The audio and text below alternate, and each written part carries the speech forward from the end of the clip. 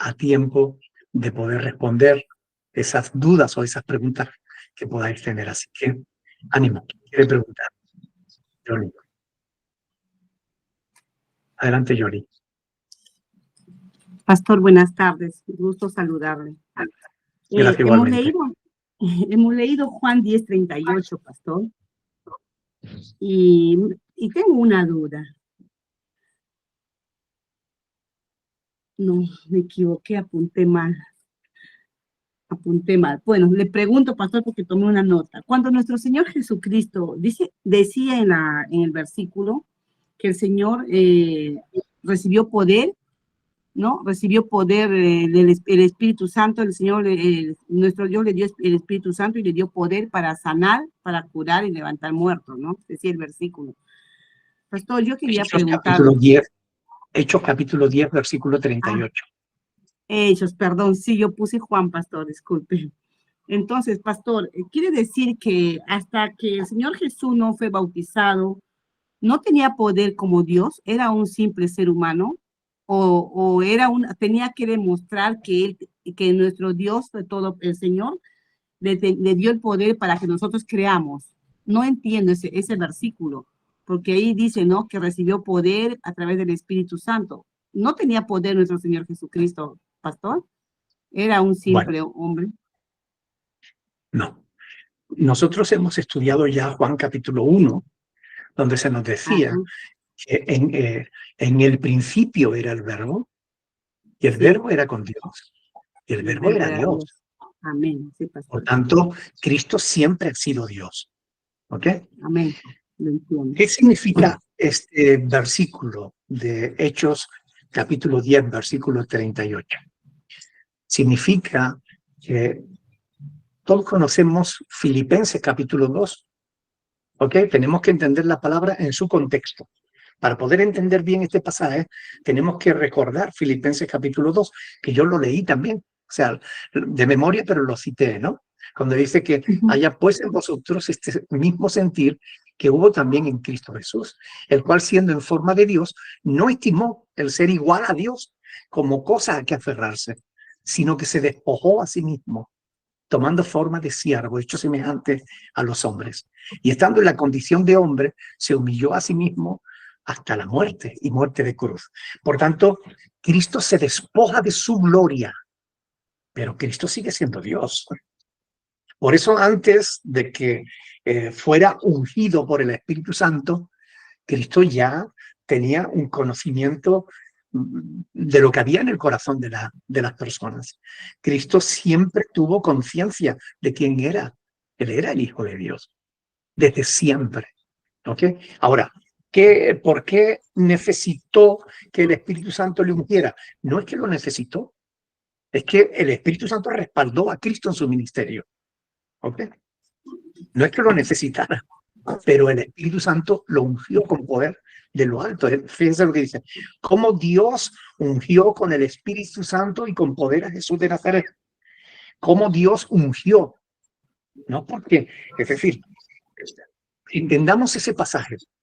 Cómo la parte divina de Jesús lo ungió a él como hombre para poder hacer lo que hizo. No es que el Padre y el Espíritu Santo tuvieran que venir en su ayuda. Es que Él es Dios. Y Dios lo unge por medio del Espíritu Santo, con el Espíritu Santo, para hacer las cosas que Él hizo. Es entender la diversidad en la divinidad. Es un misterio que a lo largo de los siglos los hombres se han roto la cabeza y hay argumentación. Por eso hay falsas doctrinas con respecto a la diversidad de la divinidad, ¿no? Es decir, hay una palabra que se utiliza para hablar de eso, que es la Trinidad. ¿Ok?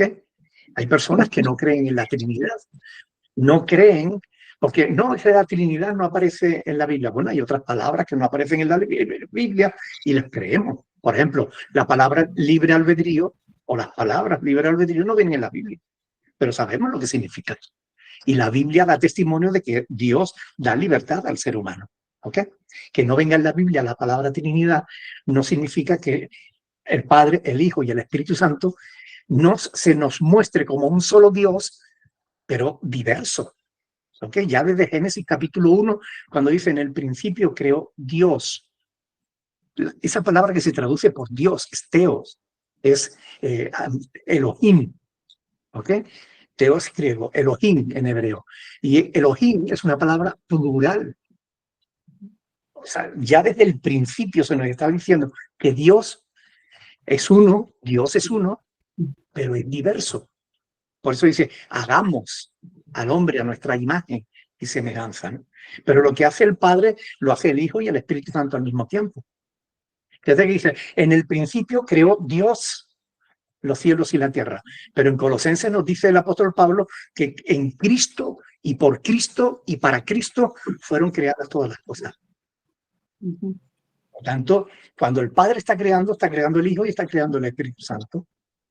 Cuando Cristo estaba actuando, lo que pasa es que en Jesús, como se dan cita las dos naturalezas, la humana y la divina, tenemos que aprender a separar cuando hay que separar esas dos naturalezas.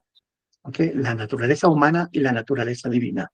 Por ejemplo, cuando Cristo se cansa y se duerme, es porque realmente estamos viendo la parte humana de Jesús. Pero ¿qué dice Isaías? Dice, Dios no se cansa ni se duerme. ¿Okay? Por tanto, lo que vemos es esa dualidad en la persona de Jesús, ¿no? Jesús hombre y Jesús Dios. Como Dios, él no necesitaba nada. Pero como Dios, precisamente él ungió a ese hombre en el que él estaba habitando, que dice Pablo en Colosenses 2:9, dice, porque en él habitaba la plenitud de la deidad. Colosenses 2:9. Es decir, Dios lo ungió con poder, con el Espíritu Santo y con poder.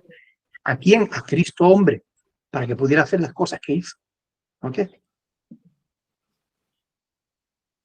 Porque en él habita corporalmente toda la plenitud de la deidad. Claro. Corporalmente toda la plenitud de la deidad. Está hablando de... El cuerpo era humano. ¿Ok? El cuerpo era humano. El cuerpo necesitaba comer, necesitaba descansar.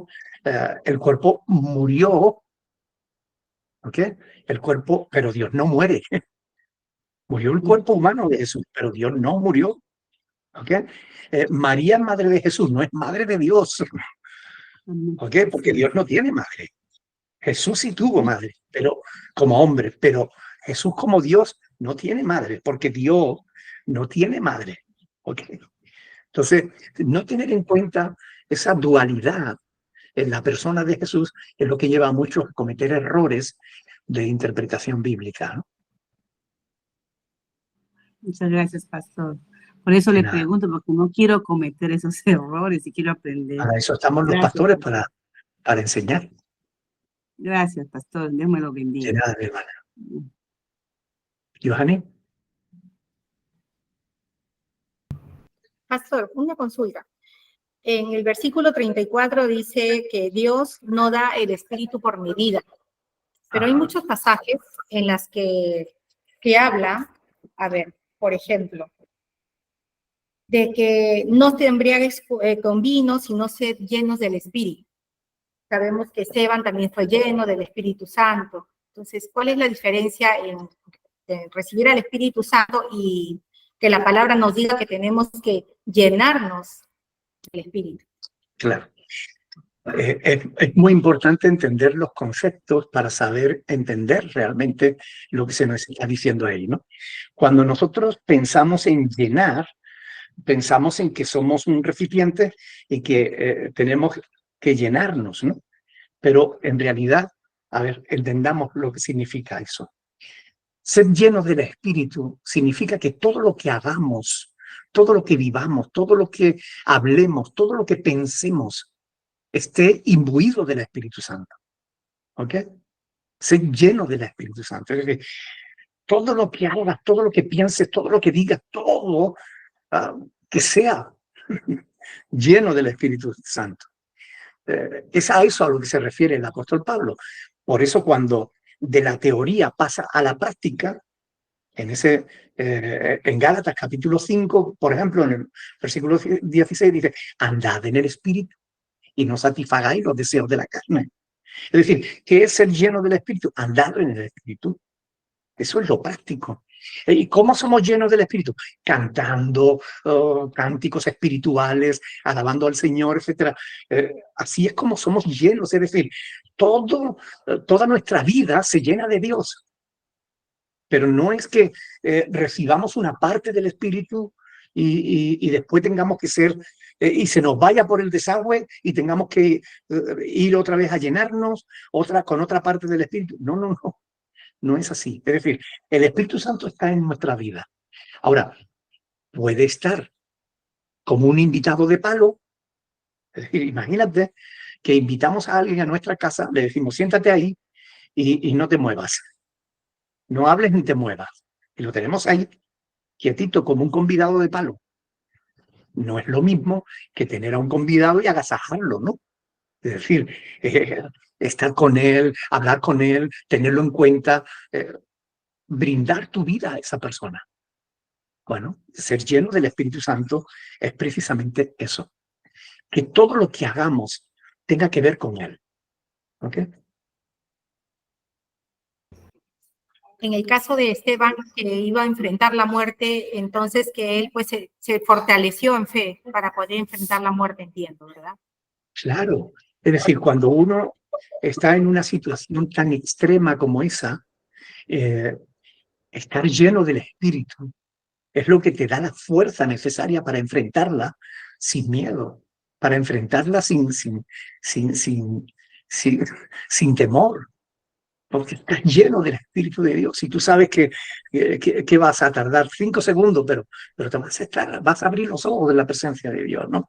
Ahora, cuando una persona tiene el Espíritu Santo, como digo, como un convidado de palo, cree mucho en Dios. Hoy yo, pastor, a mí me han dicho, pastor, yo creo en Dios, hoy una barbaridad. Usted no sabe la fe que yo tengo. Y me lo veo después, que miente, que hace cosas que no debe, que en fin, que tiene una vida que no va acorde con sus palabras. ¿Qué debo yo pensar? ¿Que está llena del Espíritu Santo esa persona? No. Yo pienso que el Espíritu Santo brilla por su ausencia en su vida. ¿Ok? Por tanto, ser lleno cuando una persona está llena del Espíritu Santo, es que el Espíritu Santo se le sale por cada poro de la piel. Todo lo que habla, todo lo que dice, todo lo que hace. Ustedes no han visto nunca a alguien y han dicho, esa persona sí es espiritual. ¿Mm? Esa persona sí que tiene al Señor. Y hay otra que dice, oye, ¿cuánto necesita de Dios? Es que se nota la persona que está llena del Espíritu de Dios y la persona que no está llena del Espíritu de Dios. Se nota. Sí, es verdad, pastor. Pastor, otra pregunta. Estoy hoy día preguntando. Usted Adelante. mencionó Daniel capítulo 12, versículos 2, en donde dice, y muchos de los que duermen en el polvo de la tierra serán despertados, unos para vida eterna Ajá. y otros para vergüenza y confusión perpetua. Pero hay otros versículos, y también en Apocalipsis lo estamos estudiando, de que cuando uno deja este mundo, inmediatamente o pasa a la presencia de Dios para vida eterna, esperar el juicio, ¿no? El tribunal de Cristo, y los incrédulos van al lugar de tormento. También esperar para la muerte segunda, ¿no? Entonces, ¿podría explicarnos un poquito de eso, pastor? Porque dice a los que duermen Sí. como que el cuerpo que ha muerto va a resucitar si ya somos polvo y ya está todo eso deteriorado, ¿no? Bueno, justamente Daniel capítulo 12, versículo 2, se refiere al cuerpo. ¿Ok? Pero las personas, es verdad, inmediatamente después de que morimos aquí, de que cerramos nuestros ojos aquí, lo abrimos en la presencia de Dios y vamos al juicio, ¿no? Pero Daniel está escribiendo desde la perspectiva humana. Los que duermen bajo el polvo de la tierra, es decir, los que han muerto. ¿Ok? Es una forma de expresarlo, es una vamos a llamarlo un símil, una metáfora, ¿no? Es decir, muchos de los que duermen bajo el polvo de la tierra, muchos de los que duermen, es dicho, a ver, sí, se levantarán de la tumba para vivir para siempre. Es decir, el pasaje en cuestión, cuando dice duermen, es yeshen, raíz primera, que significa morir, es decir, los que han muerto, ¿ok? Muchos de los que han muerto despertarán, ¿no? Pero es porque lo está viendo desde la perspectiva humana, ¿ok? Pero desde la perspectiva espiritual, el que ha muerto ya ha ido a la presencia de Dios y ha sido juzgado, ¿ok? Y esto es importante tenerlo en cuenta. Sí, gracias, pastor. Le entendí claro. Gracias. Elvira también. Elvira. Buenas noches. Buenas noches, pastor. Una Buenas pregunta. noches, mi amor. Yo como justo me ganó la hermana Johanny, quería recalcar, es cuando uno muere, por ejemplo, pasa a ser polvo, ¿verdad? ¿No? Y el espíritu se mantiene ahí, por ejemplo, en la tumba, el espíritu sigue ahí, o se va de frente a la presencia de Dios a ser juzgado, o espera hasta que venga Jesucristo, que va a juzgar a los vivos y a los muertos. Eso quería saber, cuando uno deja esta tierra, ¿no? Sí, Eclesiastés capítulo 12 dice que cuando una persona muere, dice, el polvo vuelva a la tierra como era y el espíritu vuelva a Dios que lo dio, ¿no? Es decir, el cuerpo se queda aquí en la tierra, sea que lo incineren, sea que lo entierren, se hace polvo igualmente y se mezcla con la tierra. Pero el alma de esa persona y el espíritu de esa persona van a Dios. Hebreo 9:27 lo dice así: Dios ha establecido para todos que mueran una sola vez y después de eso el juicio. Es decir, una vez de muerto pasamos al juicio de Dios y de allí a donde nos corresponda, dependiendo de cuál haya sido nuestra actitud para con Jesús, ¿no? Por tanto, lo que queda aquí es el cuerpo, que posteriormente será resucitado, ¿ok? También, ¿ok? O sea, esperar que venga Jesucristo a juzgarnos, a los vivos, a los muertos, o instantáneamente nuestro espíritu ya sube, ya nos juzga, cuando fallecemos. Eso, Hebreos 9:27 da a entender que todos somos juzgados cuando morimos.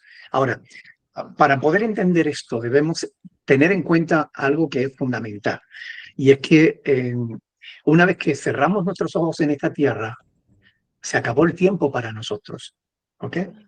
Entonces, pasamos a la dimensión eterna, y ahí no hay tiempo, no hay pasado, presente ni futuro. Es decir, ahí estamos ya en una era diferente. Cuando tú cierras tus ojos aquí, tú los abres en la presencia de Dios, donde vas a ser juzgado. Si eres creyente, serás juzgado en el tribunal de Cristo. Si eres incrédulo, serás juzgado en el gran trono blanco. Pero aunque esos juicios se profetizan en la Biblia como futuro, para el que muere, lo mismo da que haya muerto hace 2000 años, como que muera ahora mismo, o que muera poco antes de que se celebre ese juicio. Una vez que tú cierras tus ojos aquí, lo abres justamente en ese juicio. Es decir, habrá pesado para ti un segundo cerrar tus ojos y abrirlo en la presencia de Dios, ¿ok? Pero ha podido pasar 1000 años. O sea, aquellos que murieron hace 2000 años, cuando cerraron sus ojos y los hayan abierto, van a abrir en el mismo instante en los que los abriremos nosotros. Porque el tiempo es un parámetro de esta eternidad, de este cosmos, de esta tierra, de este tiempo. Fue aquí que Dios puso las lumbreras para diferenciar el día y la noche, y fue aquí donde Dios puso las estaciones para marcar los años y demás. Eso es aquí. Pero una vez que cerremos los ojos y lo abramos en la presencia de Dios, ya no habrá tiempo, ya será eterna, la eternidad. ¿Ok? Muchísimas gracias. De nada, Elvira. Jolie. Pastor, yo le entiendo eso, lo que la hermanita está preguntando. A ver, usted sáqueme de la duda. ¿Es eso el juicio del que habla nuestro Señor Jesucristo cuando cuenta la historia del rico y Lázaro? El rico muere y abre los ojos en el lugar de tormento, y el justo Lázaro abre los ojos en el seno de Abraham. Ese es el juicio inmediatamente que pasamos a lo que hemos hecho, al lugar de tormento, y lo que por nuestras obras, o el seno de Abraham es el paraíso ahora, pastor, no entiendo, o fue antes de Jesús, porque dice, Jesús le dijo al malhechor, hoy estarás conmigo en el paraíso el día que estuvo muriéndose, ¿no? O sea, se iba a ir al paraíso con Jesús, ese mismo momento era el juicio para él, ¿no? Bueno, Hasta dos cosas. Gracias. Sí, dos cositas. Para poder entender lo del seno de Abraham, hay que tener en cuenta varios pasajes antes. El seno de Abraham es un símil de la morada de Dios, ¿ok? Porque Jesús dijo que Dios no es Dios de muertos, ¿ok? Dios, el Dios de Abraham, de Isaac y de Jacob, no es Dios de muertos. Por tanto, Abraham, Isaac y Jacob están vivos. ¿Dónde están? Supuestamente en la morada de Dios. Por tanto, el seno de Abraham es la morada de Dios. Es un símbolo, una metáfora, un símil, como queráis llamarlo, del reino de los cielos, digamos. ¿Ok? Por tanto, sí, esa historia que algunos creen que es una parábola, no es una parábola. En las parábolas no se suelen dar nombres, ni se suelen dar datos concretos, y ahí sí Cristo habla del rico y habla de Lázaro que, con nombre propio. Por tanto, es una historia real que tiene un objetivo de transmitir una enseñanza espiritual para nosotros. ¿Cuál es la enseñanza que nos transmite ahí? Que después de muertos ya no hay posibilidad de cambiar, de tomar decisiones. La decisión la tenemos que tomar en vivo, ¿ok? Hay que tomarla aquí, y que o creemos aquí o vamos a estar en el infierno, ¿ok? En ese lugar de tormento. Sí, ese juicio se produce cuando morimos, ¿ok? Como repito, una vez que cerramos nuestros ojos aquí, los abrimos en la presencia de Dios, donde vamos a ser juzgados y cada uno irá al destino que le corresponda.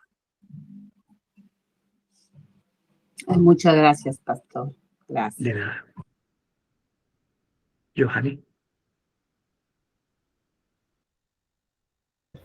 Hola, ¿Qué tal, pastor? Buenas tardes. Sí, quería consultar porque hace unos días un amigo nos visitó en mi casa y mi mami y yo estábamos alabando y él quiso hacer la oración, como se dice, la oración de entrega, ¿no? Entonces, mi mamá le mencionó, le dijo, si has recibido a Cristo, ¿no? Él hizo oración, todo, le dijo, ya eres hijo de Dios. Entonces, esta es mi pregunta. Teniendo en cuenta que él hace años estaba en una iglesia pentecostal y ahora como que después de tiempo está volviendo a escuchar la palabra, entonces yo como hermana debería,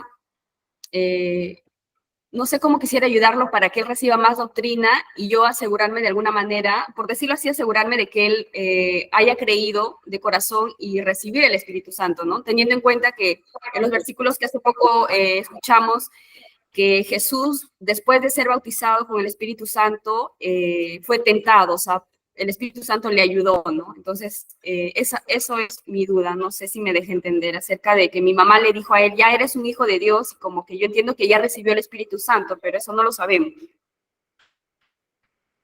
Bueno, en realidad nosotros no podemos saber eso a menos que pase el tiempo y podemos ver una evidencia en sus vidas que demuestre que hay fruto de arrepentimiento en su corazón. ¿Ok? Se cuenta una anécdota sobre Charles Spurgeon, uno de los predicadores ingleses más famosos. Él no solía hacer llamado como hacen los pentecostales. Los pentecostales, después de un sermón, hacen un llamado. ¿Quién quiere recibir a Jesús? Ven adelante, vamos a orar por ti. Entrégale tu vida a Cristo, no sé qué y tal, ¿no? Entonces, un periodista joven lo entrevistó un día y le dijo, señor Spurgeon, ¿usted por qué no hace el llamado como suelen hacer los pentecostales y demás? Y él dijo, porque yo no veo eso en la Biblia, no veo necesidad de hacerlo. Entonces el joven le preguntó, pero si usted no hace el llamado, ¿cómo sabe usted si alguien se ha convertido o no? Y él le respondió, pues es muy sencillo. Si la persona se ha convertido, sigue viniendo a la iglesia y yo veo el cambio en su vida. Entonces, ese es el único medio que nosotros tenemos para poder testificar de si alguien realmente es un hijo de Dios o no. Si su vida cambia a raíz de que ha entendido, ha creído y ha obedecido la palabra de Dios.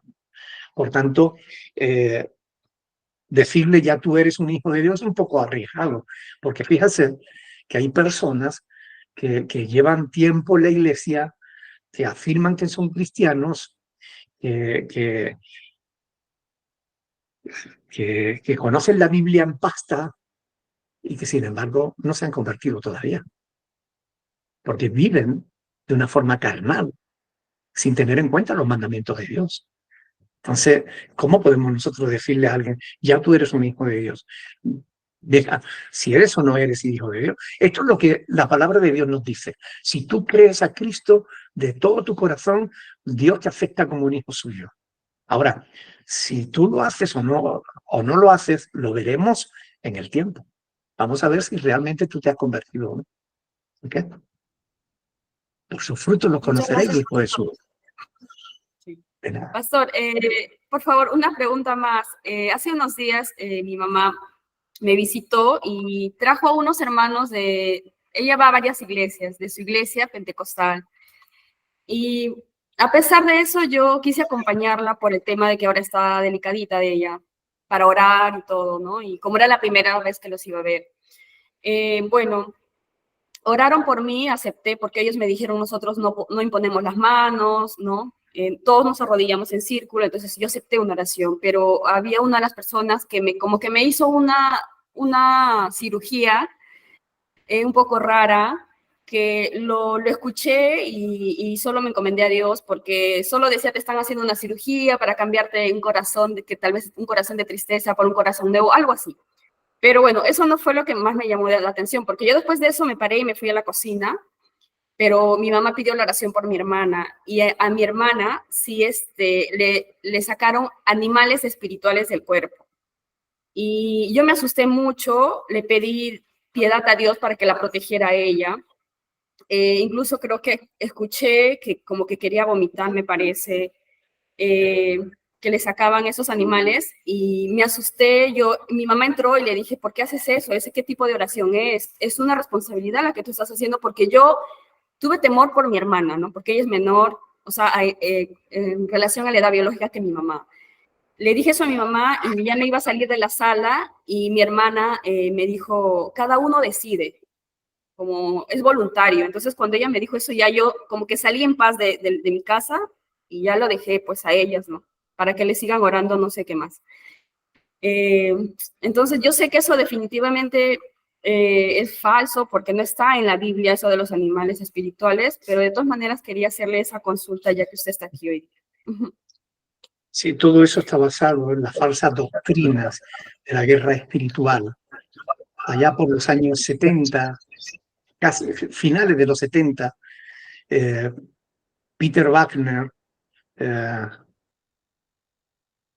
Harold Caballero, Cindy Crawford, hay un grupo de personas se reunieron y quisieron poner en marcha un movimiento por la renovación del ministerio apostólico y profético. ¿Ok? Movimiento por la renovación del ministerio apostólico y profético. A partir de ahí se involucraron en multitud, en una mezcla de psicología con Biblia, sacando texto, por supuesto, de su contexto. Comenzaron a escribir un montón de libros, yo tengo algunos por aquí. Bueno, es que son terribles, ¿no? Porque conquistando la ciudad, la reconquista de tu ciudad, redención para la tierra, en fin, multitud de campos de batalla, mapeo espiritual, etcétera, etcétera, multitud de temas, ¿no? Hay uno que quizás es más conocido, es que es el Manual de Guerra Espiritual de Ed Murphy.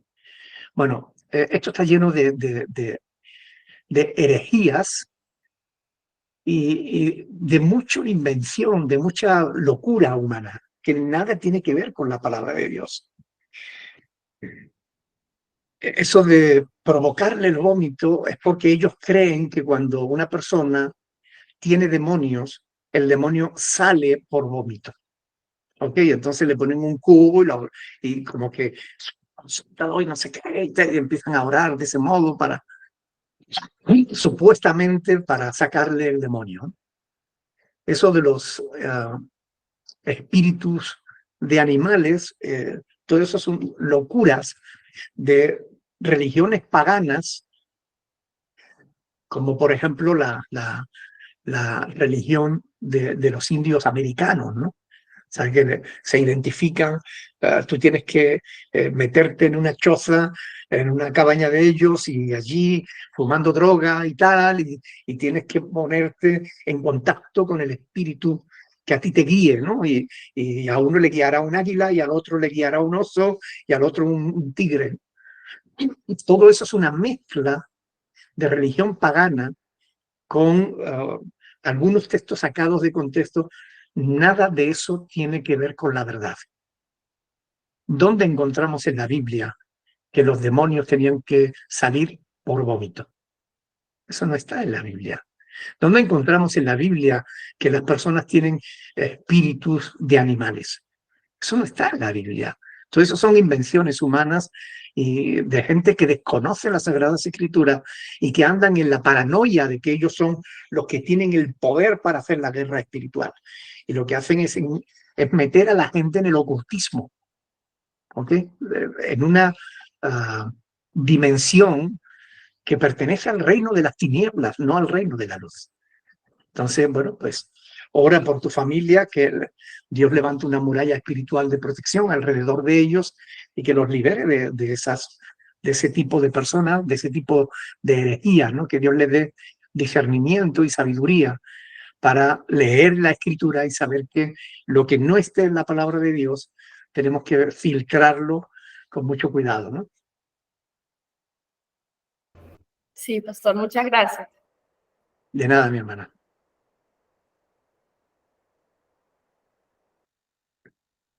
¿Alguna otra pregunta?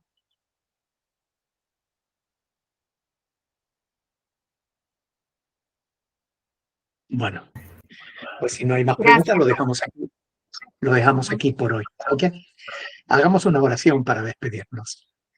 Padre del cielo, te damos gracias por la oportunidad que nos das cada domingo de poder reunirnos y poder meditar en tus cosas, hablar de tu palabra. Señor, queremos que nos ayudes a crecer en el conocimiento de ti, Señor, en el conocimiento de tu verdad, en el conocimiento de tu palabra. Ayúdanos, no solo a tener conocimiento, sino a creer en tu palabra, a obedecer tu palabra, Señor, para que podamos ser luz en medio de la oscuridad, para que podamos ayudar a tanta gente que anda en tinieblas. Ayúdanos, Señor, a no temer nada de que venga de las tinieblas, sino más bien a enfrentarlos y a arrojar luz por medio de tu palabra.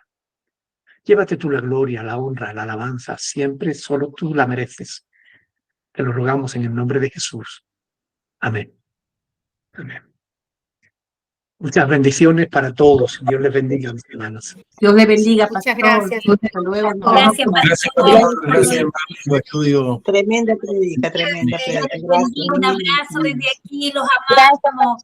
buenas noches. Muy buenas noches, bendiciones, hermanos. Chao, chao.